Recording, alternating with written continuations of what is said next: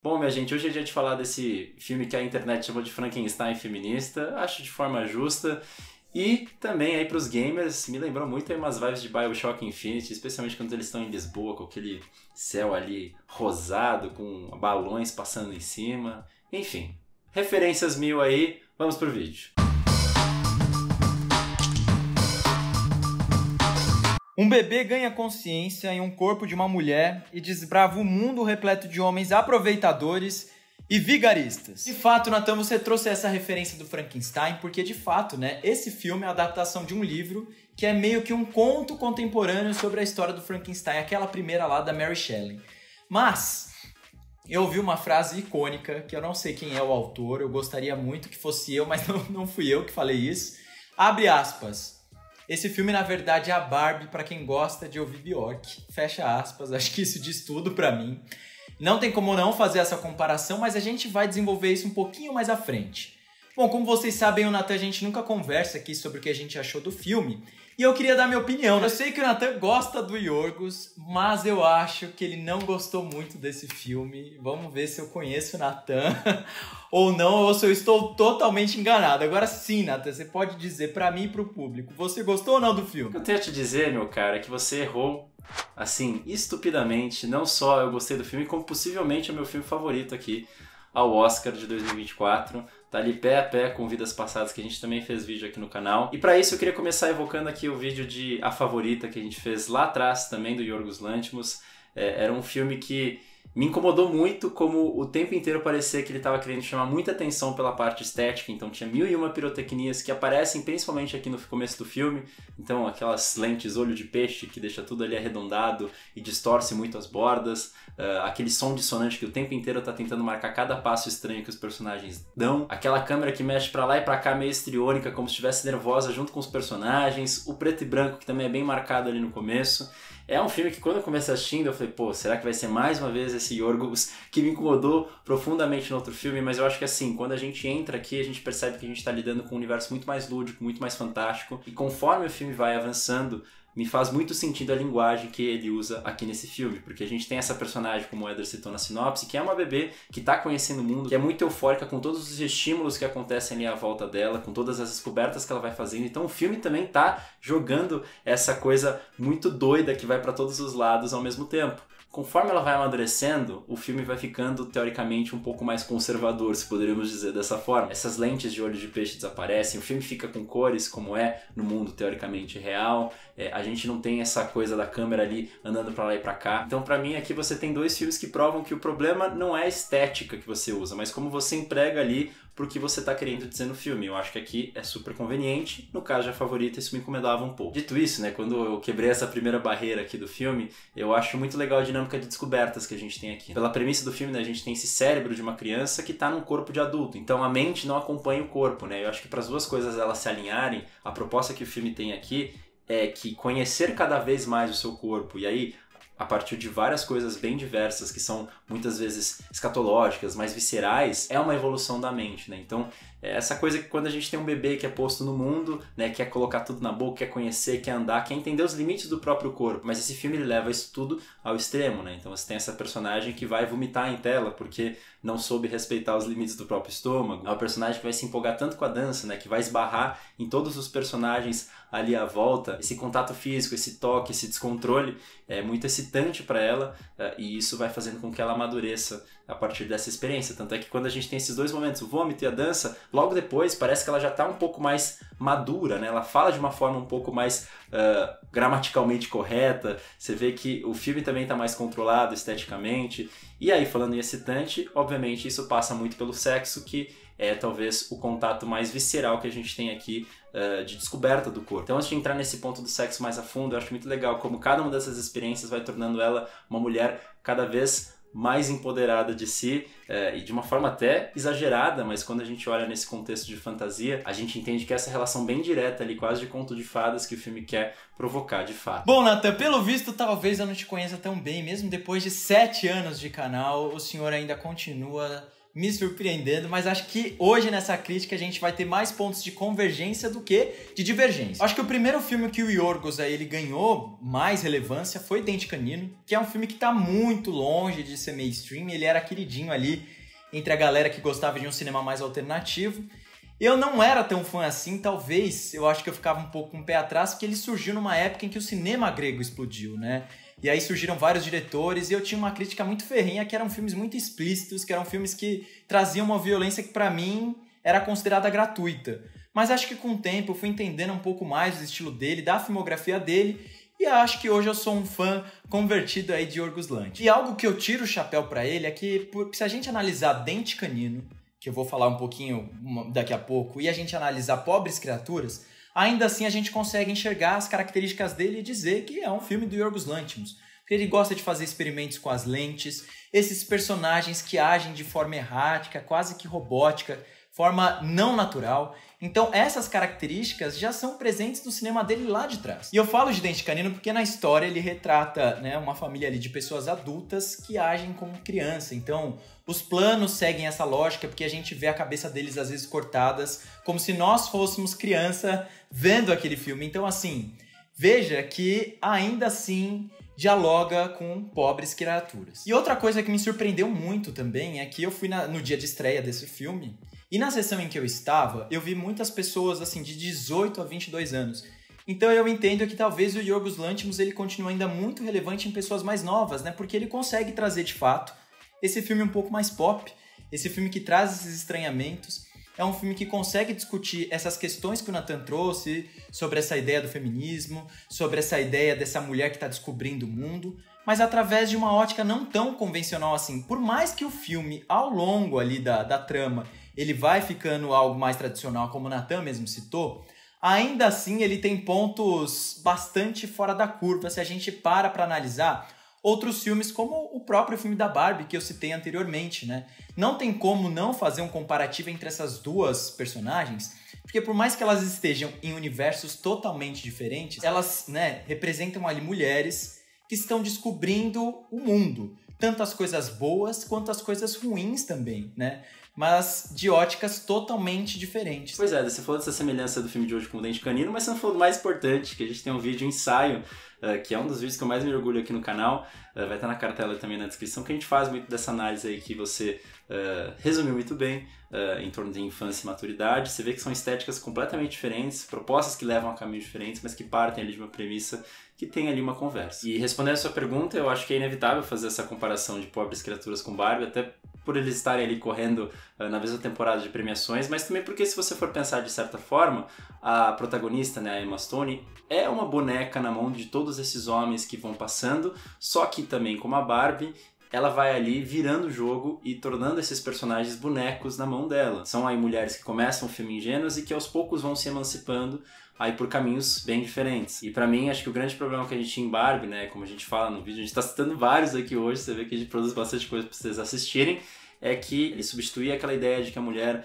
era a pessoa que cuidava da casa, que tinha os seus filhos, enfim, que era muito ali incutida na ideia da boneca, e troca ali por uma outra que eu considero também bastante tóxica, de que você precisa ser uma agitadora social, você precisa ter essa vocação política, de querer mudar, ter uma grande profissão para você ser uma pessoa relevante, uma feminista digna, e eu acho que o filme acaba pisando muito naquela ideia que as próprias personagens falam que muitas pessoas são só anônimas e querem passar uma vida sem grandes ali arroubos, e isso também basta.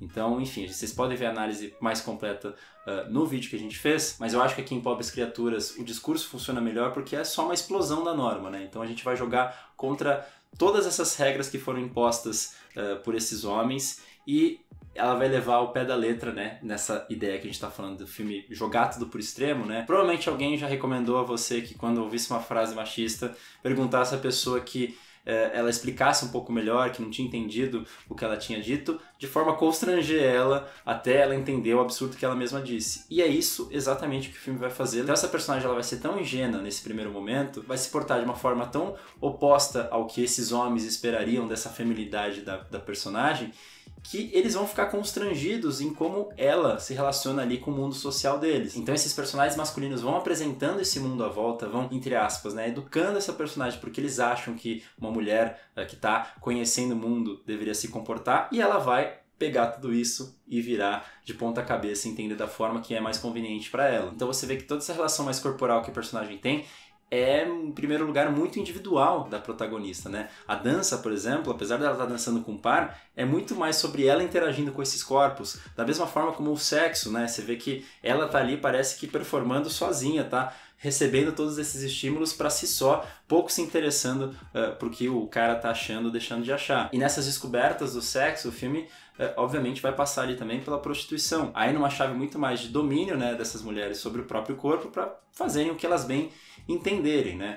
Bom, se elas precisam de dinheiro e isso ao mesmo tempo vai dar o prazer que ela teve naquele primeiro momento, por que ela não poderia conseguir o dinheiro desse jeito, né? O filme até passa ali por um pouco do asco que existe ali na profissão, mas lida isso como um ofício natural como qualquer outro. A propósito do filme não é discutir socialmente a validade da prostituição ou não, mas também ele não moraliza essa relação, mostra o jogo de poder que existe em torno do sexo, mas também algumas coisas ruins que ela ou parceiras ali da casa em que ela trabalha vão viver nessa profissão. Acho que o grande acerto aqui do filme em tratar desses temas tabus é não ser absoluto, né, na posição que ele toma. Existem coisas boas e ruins nessa tomada de poder ali que o sexo confere a essas mulheres, né? Mas que bom que elas podem reivindicar esse poder para elas. Eu acho que isso aparece em outros aspectos aqui do filme, né? Por exemplo, quando a protagonista descobre a pobreza, né, o que há de ruim no mundo, né? Ela ali nesse lado super ingênuo do mundo e esse outro personagem que apresenta para ela um lado super niilista, né? Dois extremos que a gente tem nesse filme aí de absurdos, né? Para mostrar que nenhum dos dois lados ali tá 100% correto, assim como também nenhum dos dois lados tá 100% errado. Então acho que esse filme ele consegue jogar com esses absurdos para discutir temas muito palpáveis, né? De uma forma bem inusitada e sem ser moralista, sem ser taxativo como outros filmes já fizeram no passado. Bom, Nathan, você trouxe a questão do moralismo, eu acho que esse é um ponto bastante interessante pra gente discutir do filme, mas ao mesmo tempo é uma obra difícil de ser adaptada desse livro, porque se a gente parar para pensar, ele tira, né, o cérebro de um bebê, de uma criança, e ele coloca numa pessoa adulta, né? Então, como ele vai lidar com essa história, como ele vai mostrar o grau de evolução, né, dessa cabeça, porque a gente está vendo um adulto, mas ao mesmo tempo ali o grau de progressão desse cérebro, ele não acompanha essa pessoa adulta, né? Tanto que tem um momento do filme ali que ele explica, né, até através do cabelo dela que cresce, ele fala, a cada 2 dias o cabelo dela cresce, então ele já vai dando esses indícios para dizer que ela está em uma constante evolução e bastante rápida, né? Porque senão ficaria bastante estranho. A gente está vendo uma criança tendo essa questão do sexo, que também é bem explícita no filme. Então eu acho que ele consegue se sair muito bem, eu acho que ele consegue desenvolver bem esse arco para não ficar essa ideia esquisita, né? E eu acho que faz muito sentido que, de fato, né, o filme ele fale sobre prostituição, fale sobre essas descobertas da sexualidade, sem um olhar moralista, porque a própria personagem ela ainda não teve tempo de descobrir o que são essas amarras e o que é esse moralismo que acaba conduzindo a sociedade. E uma coisa que me chamou muito a atenção antes mesmo de eu assistir o filme, e eu fui escutar, é a trilha musical dele, porque me lembrou muito de um compositor austríaco que eu amo muito, que ele chama Schoenberg, que ele meio que desenvolveu um sistema de música tonal que ele quebrava com as amarras da música vigente na época, que era de 1900 e pouco. Então, assim, o filme, pra mim, ele faz muito sentido usar essa música esquisita, essa música que parece que ela tem uma melodia que é quase barulhenta ali, que ela é incômoda, num momento da sociedade em que talvez as pessoas não escutariam aquele tipo de música. Então, pra mim, a trilha musical foi um elemento muito importante para que eu conseguisse entrar naquele mundo maluco daquela personagem.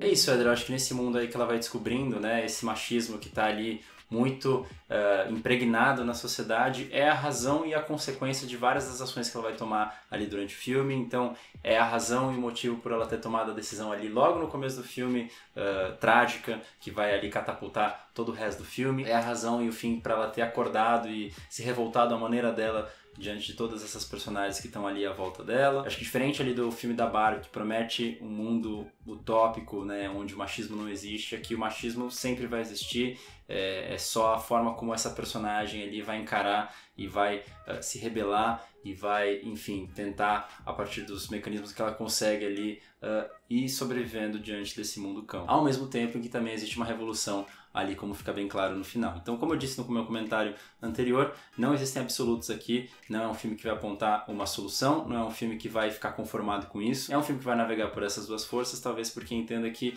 o problema vai estar sempre aí, a gente pode fazer pequenas mudanças no que é possível, né, nessa trajetória particular aí das personagens. Eu acho que Barbie é um filme que vai partir da história dessa boneca para apontar um futuro ali, modelo para todas as mulheres. Eu acho que o Pobres Criaturas é um filme que termina muito particular, assim como foram as descobertas muito íntimas dessa personagem. Eu acho que é um filme que, apesar de ser muito mais absurdo do que Barbie, tem um desenlace ali um pouco mais realista e que me comove muito mais, porque está centrado na trajetória dessa protagonista. E Nathan, aqui ó, a gente está chegando no Oscar, nada mais justo do que trazer mini apostas aqui durante as nossas críticas. E assim, eu ficaria muito feliz se a Lily Gladstone ganhasse, porque pô, vai ser uma representação incrível, uma mulher ali indígena norte-americana ganhando o Oscar. Mas eu amo tanto a Emma Stone que eu acho que minha torcida vai para ela, e tenho que dizer que eu acho que ela tem grande chances de ganhar o Oscar. Não sei pra quem tá sua torcida aí. Éder, eu gosto tanto aí da Lily Gladstone quanto a Emma Stone, mas a minha vencedora não tá sequer indicada ao Oscar. Greta Lee de Vidas Passadas, pra mim, é a vencedora por honra. Eu também gosto aí das moças de Segredos de um Escândalo. Ninguém foi indicado, então assim, como protesto, me reservo o direito de ficar encalado, tá bom? E gente, essa crítica nem teve tanta graça assim, porque eu e o Nathan a gente concordou, chato, né? Mas tudo bem. Espero que vocês gostem mesmo assim. E agora a gente chegou naquele momento maravilhoso do vídeo, que é o Vim Te Recomendar, que também é aquele momento que a gente concorda, porque o Nathan sempre traz dicas maravilhosas. Então, Nathan, diz aí qual é a dica de hoje. Eu ia te recomendar aqui de hoje, né? A gente estava falando desse filme que tem ali uma visão um pouco mais libertária sobre a prostituição, não tem um olhar moralista pra cima dela, mas isso é só um pedaço aqui do filme. Eu acho que se você quiser um que mergulha de fato nisso, que é um filme brasileiro que eu assisti recentemente aí, do Walter Hugo Cury, chama Palácio dos Anjos. Eu acho que ele tem ali o tema central da prostituição, mostrando aí as dores, mas também esse sexo como poder, essa mulher que muitas vezes arruma tudo aquilo ali mais como um teatro, mais como uma satisfação, mais como uma forma de demonstração de poder para ela do que de fato para os homens, do que com os homens com que ela se deita, né? Acho que o empoderamento aqui dessa personagem é bastante contraditório e por isso também muito poderoso, porque muitas vezes ela vai repetir ali comportamentos reprováveis que os homens tinham com ela, mas isso é muito dúbio também porque de alguma forma isso é uma demonstração de poder dela, ainda que por cima de outras mulheres. Então eu acho que é um filme que tem uma discussão bastante complexa em torno disso tudo. É um filme brasileiro, de um dos nossos principais diretores aqui do país, então fica a dica, Palácio dos Anjos. Então, e conta aí se vocês gostaram do filme, se vocês de fato acham que esse filme aí é uma versão alternativa da Barbie, se vocês acham que a Emma Stone vai ganhar o Oscar ou não, se não merece. Conta aí nos comentários que eu tô curioso pra saber, tá bom? Muito obrigado, um grande beijo aqui, ó, e até a próxima!